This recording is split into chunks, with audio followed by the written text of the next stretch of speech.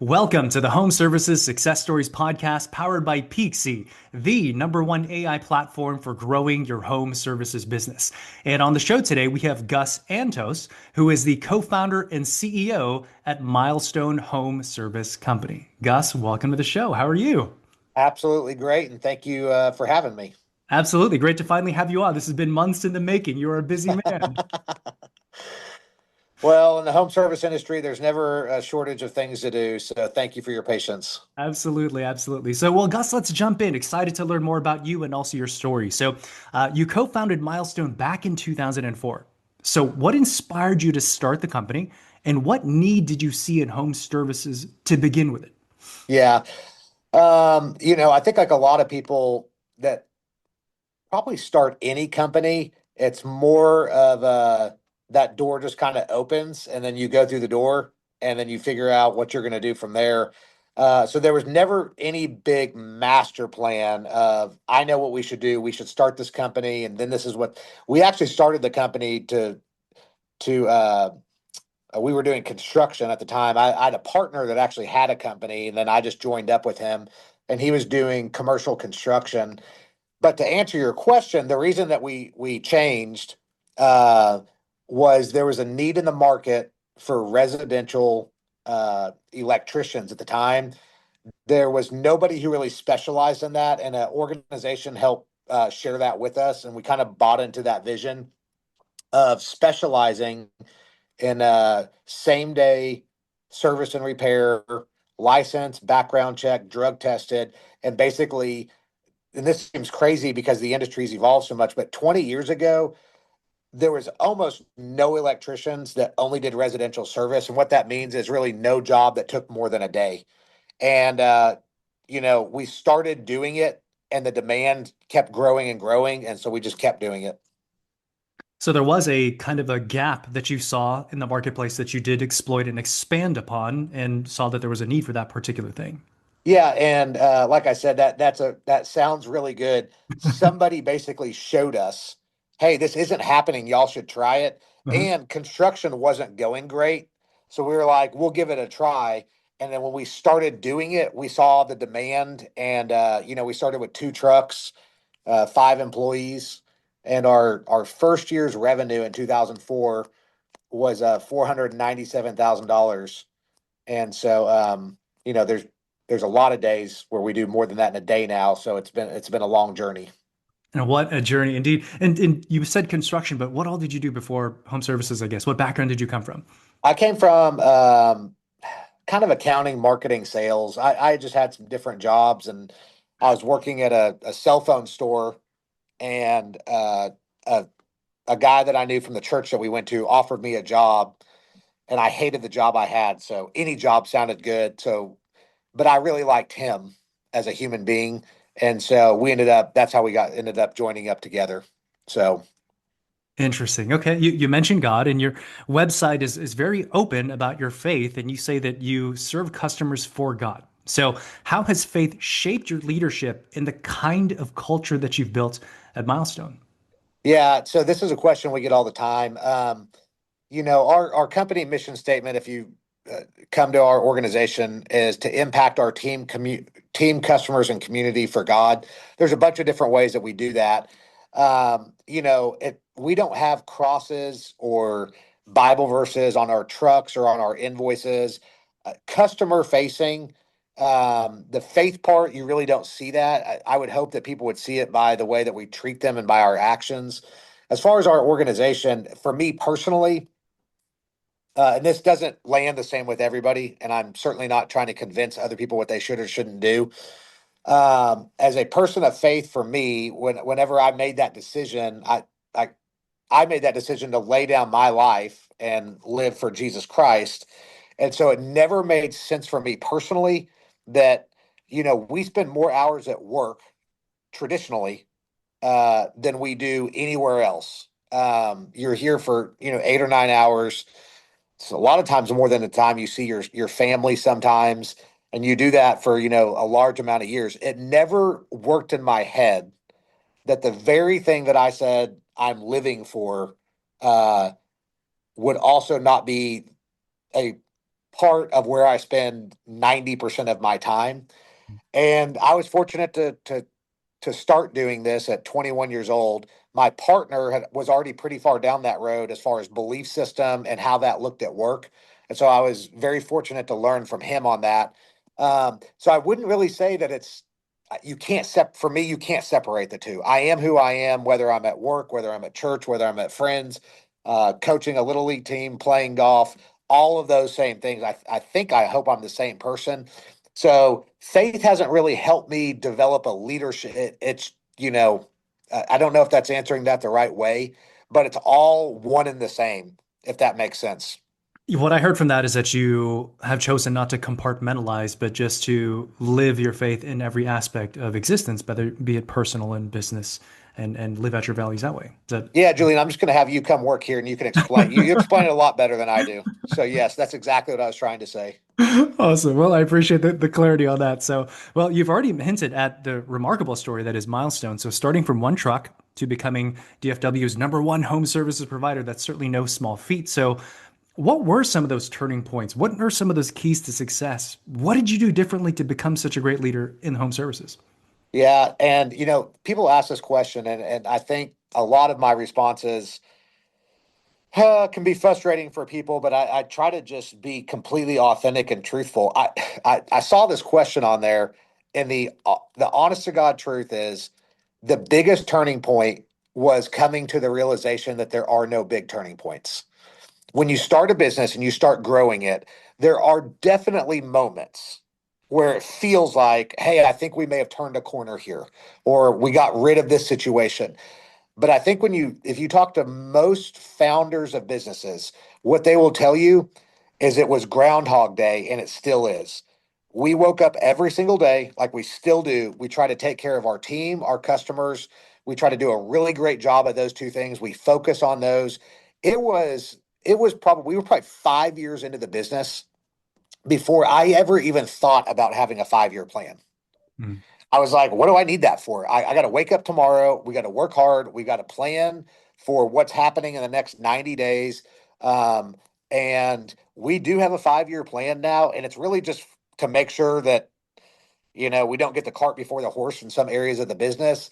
But life changes pretty quickly and so we plan 90 days out is about how far we really, really plan at this point. Mhm. And so as far as big turning points, I mean, we made a decision to go on broadcast TV probably in 2007. And I thought we were either going to really grow the business or we were going to go out of business. Fortunately, we grew the business. We've had several key hires, but at the time you didn't know they were a key hire. You just know that we really needed somebody, and that ended up being really great. We added on services. I remember when we bought a small HVAC company, we bought a small plumbing company, and we've done some different stuff like that. So there was never any, and this is what I tell a lot of younger contractors or people that are getting into it. Don't the biggest thing, one of the biggest mistakes you can do is think there is a magic bullet or there's these defining decision points. And they do come, but the more you think about them, the less that they come. Just get up and work hard. You'll be amazed at what happens when you do that.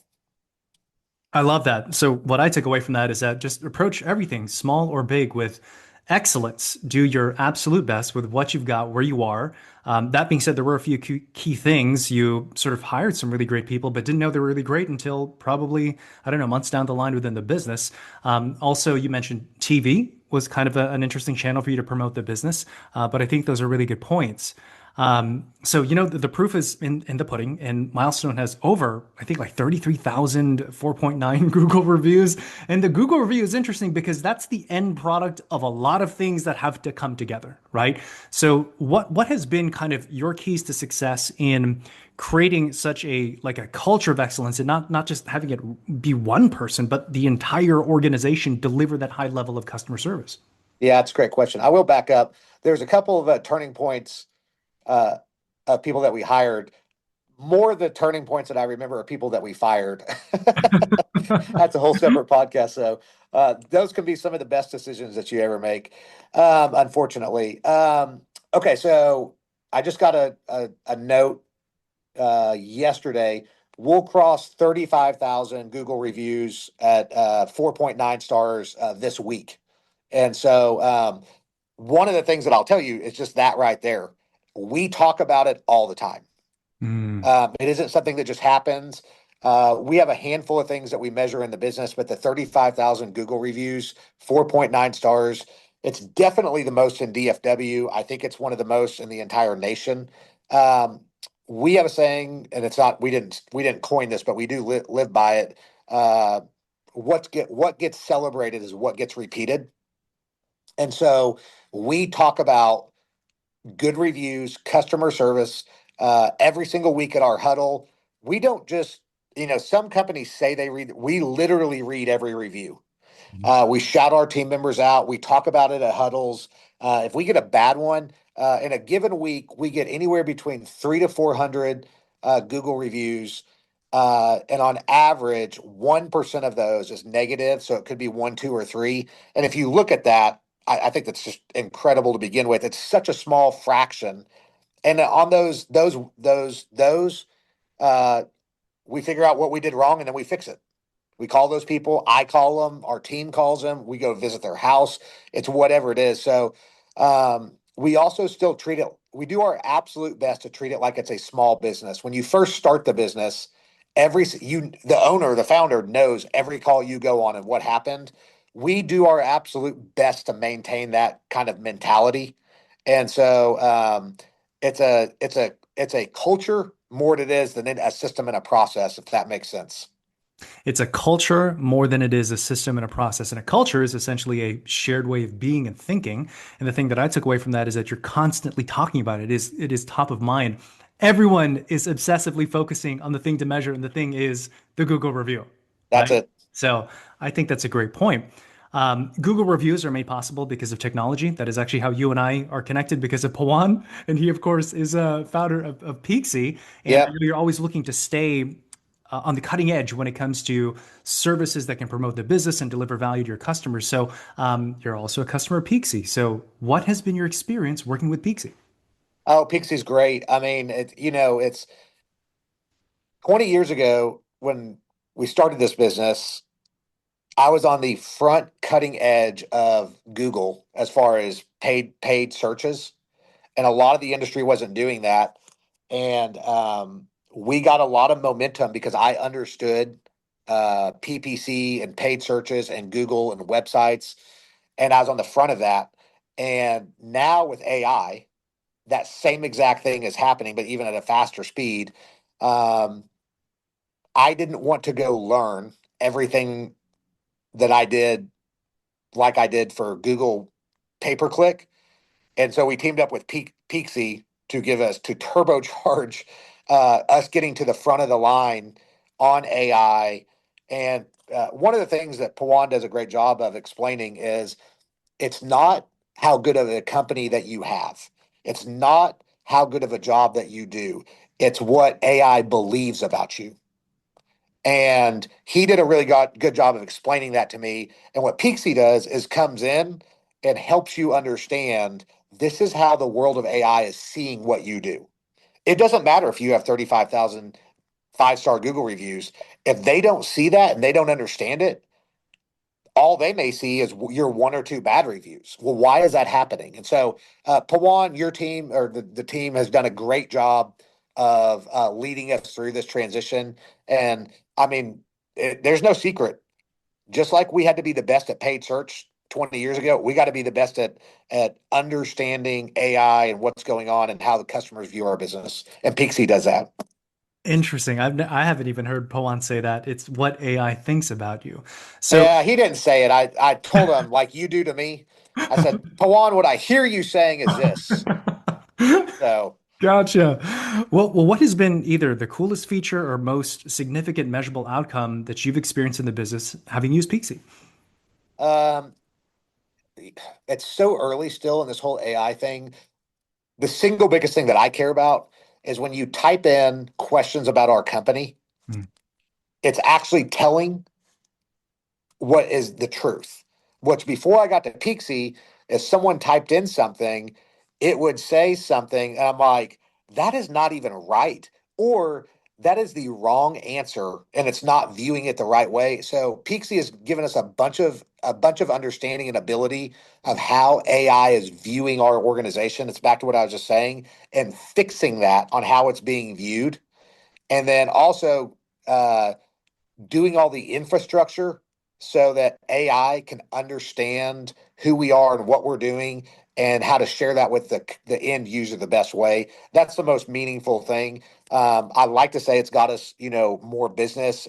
I would say early on in AI, we had we were standing in front of customers and they were typing stuff, and the answers that it was saying was totally wrong, and it made it really hard for our associates inside the house.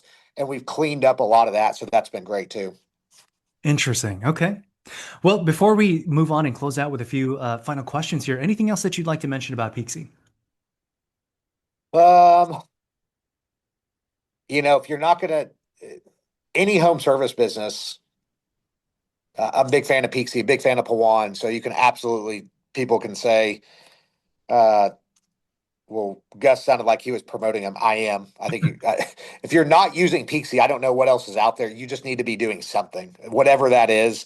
This is not a stick my head in the sand and hope this all goes away. I wish it was. Life was a lot easier, honestly, before Google pay per click, when we just had yellow pages, but it ain't changing. And so you either get better or you get left behind. So yeah. Love it. I think those are great points. So Gus, you've received major awards like Best in DFW, Consumer Choice, Best Companies to Work For. What do these recognitions mean to you in the grand scheme of things? The only one that really matters on there is best company to work for. Mm. Um, we've had some other ones like that along those that we've been recognized by some fire departments and different stuff like that. Those are the most meaningful ones. And the reason is unapologetically, we're a customer first, a team member first company. It's kind of a chicken or the egg, but our entire existence is wanting to create an environment for our team members to succeed and be happy. And when we do that, they inadvertently go take care of our customers. And I hear people say we're customer first, and I'm not saying that that's bad. All I'm saying, if you really want, my perspective, if you really want your customers to have the best experience, then create an organization where people like to work at and they feel valued and cared for. And then you you don't have to make them provide good experiences. It's just who they are. So the best companies to work for is always the single best award that we do. I'm thankful for the other ones, but that's the one that always matters to us. So take care of your people and they'll take your customers. And that, as a strategy, is highly scalable. And that's That's what. it. See, I feel like if I just said that, you'd be like, that's your whole answer. But that's what I wanted to say. Well, Gus, this has been really cool. So, community service seems deeply embedded into your company's DNA. So, how does Milestone give back to the DFW community, and why is that so important to y'all as an organization? Well, it's literally that's the entire reason that we exist. It's the reason I haven't sold the company. Um, it's team, customer, and community, trying to reach them for God. If I felt like somebody else would do a better job of that as the CEO, then I would happily give them that. Unfortunately, for Milestone, I'm their best option right now that I see, and so that's the reason that we continue to do it. For us, we have three main things that we focus on, which is military, kids that are in need, and churches. And those are our three main things. I would tell any organization, if you're passionate about giving back, figure out what your one or two or three things is instead of trying to be everything to everyone. There's more synergy the more you can go. Instead of a inch deep and a mile wide, just an inch wide and a mile deep. We've found more success in that. It's called a giving strategy. And so those things are our team members also really identify with: military, helping kids, and most of them go to a church somewhere.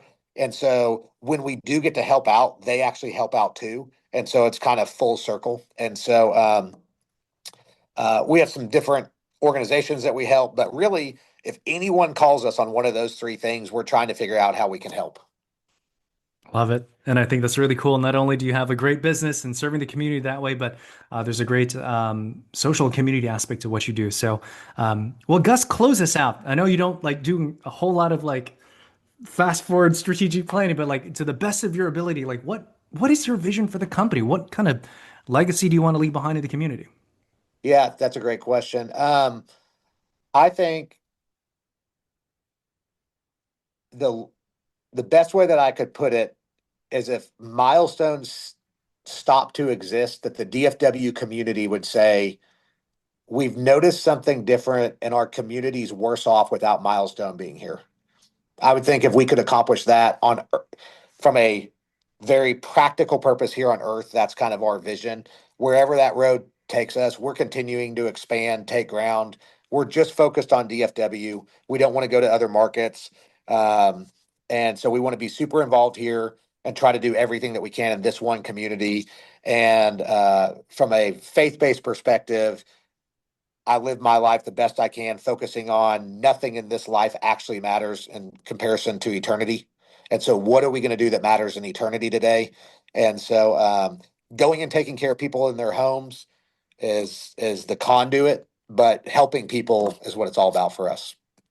Love it. And amen to that. So, Gus, this has been really awesome to get to know you and learn your story. Close us out. Tell our viewers how to connect with you, find the website, connect with you in social, share with us all that. Oh man, that's great. So I don't have any social media. Um, but you can find me on LinkedIn. That's the one that I do have. Constantine Gus Antos. It's a family name. Just disregard the Constantine, but you have to type that in to find me. And then email is always the best way to get me. Gus at callmilestone.com.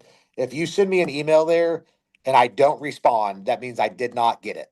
And so just send it again. I respond to every single email I get at some point. And so that's always the best way to get me. And if you live in DFW, you can just stop by our offices. I'm usually here um, and show you around and learn something from whoever comes by. So that's it. I love that. I live in DFW. I may take you up on that, Gus. I So, hope you do. all right. Well, Gus, this has been so awesome. Thank you for sharing your story with us here today. It's been really inspirational. All right, Julian, I really appreciate it. If I can ever do anything to help, you tell me. Well, thank you very much. All And right, see ya. everyone, that is it for today's episode. So thanks for tuning in, and we'll see you next time on the Home Services Success Stories podcast powered by Peaksy, the #1 AI platform for growing your home services business.